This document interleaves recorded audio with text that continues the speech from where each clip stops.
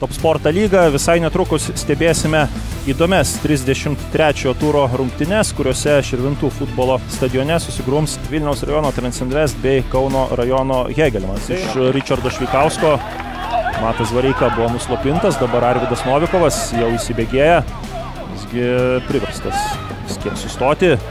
Geras perdavimas, nėra nuošalės, smūgis ir įvartis. Įvartį muša Transinvest komanda, Enrique Devensas, 9 minutę.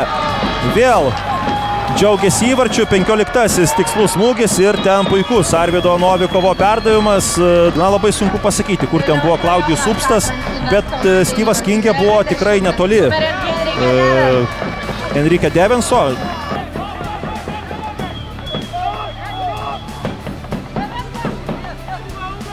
Puikiai žaidžia Ohori, klaidina 3 varžovus, Ohori baudos aikštelėje, Ohori smūgis ir 2-0.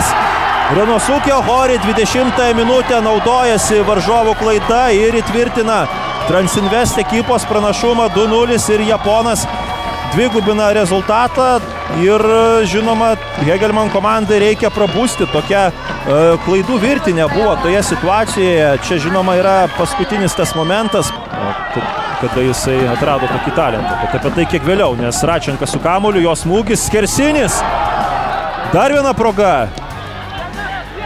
Atšoka vėl kamuolys Linui Pilibaičiui, jo perdavimas į dešinę. Novikovas, jo smūgis ir Arijus Bražinskas gaudo kamuolį. Antanavičiaus perdavimas, Artemas Čedras.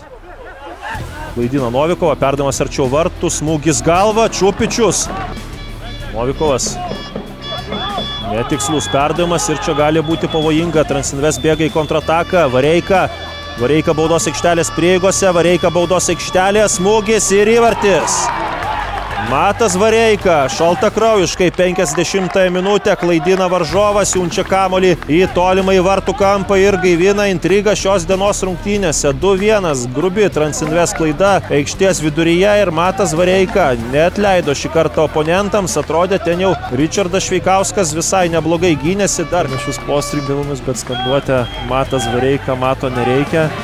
Tikrai turbūt pirmą kartą girdžiu kažką panašaus. Dabar pavojingas perdavimas ir muša įvartį Transinvest komanda kontratakos metu. Ir tą daro ne kas kitas, Renosuke Ohori. 62 minutę kontrataka virsta įvarčiu ir prie tos kontratakos labai svariai prisidėjo po keitimo pasirodęs Guillermo Piresas Carvalho. Matėte turbūt jo triumfą, dar dabar triumfuoja šis žaidėjas ir tikrai puikiai. Irgi sukelia varžovams nemažai diskomforto ir atakoje žaidžia sėkmingai. Dabar kaip tik laimėjo oro dvikovą. Tuikas blokuojasi Misaki Sato, bet turėjo net 3 varžovai. Kaip žaidžia Tuikas? Ribeiro ir 3-2. Bravo Maiklui Tuikui. Tokioje situacijoje išlaikė kamuolį savo komandai, o Manfredas Lukienčiukas rodo geltonasias korteles tiek Styvui Kingiai, tiek ir Richardui Šveikauskui. Už tai, kad tenai taip dėl kamulio susipašė, bet čia, na, sakyčiau, čia gal Misaki Sato sužaidė jau taip išskirtinai nesėkmingai, žinoma, tikrai nenuvertinam tai, ką padarė Maiklas Tuikas, bet tikrai Enrique Devensas prieš Klaudijų Upstą, Devensas, Misaki Sato, Kiselevskis, proga smūgiui ir Bražinskas gaudo kamuolį.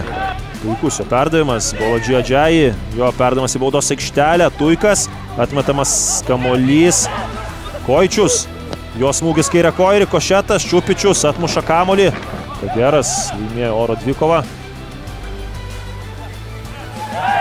Pavojingas žaidimas, na taip, čia nieko nepadarysi, prieš Kotą Sukurai pavojingai sužaidė Maiklas Tuikas, geltona kortelė rodoma Andriui Skerlai už nesutikimą su arbitro sprendimu, o raudona kortelė vienam iš Hegelman ekipos trenerių štabo atstovų.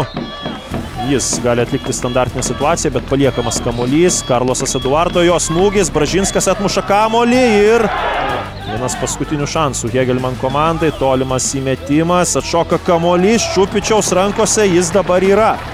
Ir fiksuojama dvikovos pabaiga, triumfuoja Vilniaus rajono Transinvest komanda.